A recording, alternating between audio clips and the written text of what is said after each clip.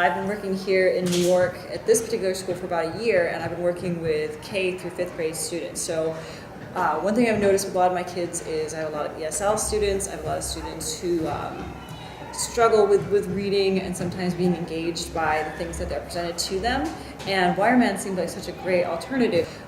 And I gave them the first comic on Tuesday, and one of my little girls actually came back the next period, so just an hour had gone by. She read the whole first one. She's like, "Can I have the second book?"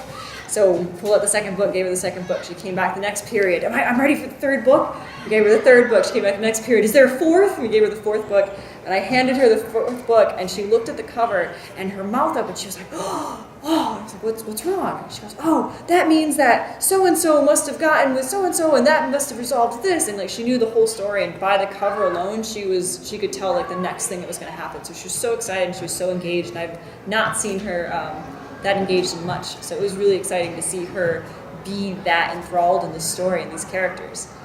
They loved the idea that these were geared more towards them, and that they saw people in these books who were Hispanic, and people in these books who were African American, and people in these books who were Caucasian. The fact that there was a variety of characters really spoke to them, and the idea that they could make something like that themselves and tell a story that meant something to them was awesome to see. They're really taking these beyond just in the class. They're bringing them home, they're reading them, they're sharing them with their family. One little girl told me she shared it with one of her classmates because he saw her reading it and he wanted to, so she let him borrow it. She was wondering if there was more that she could give out.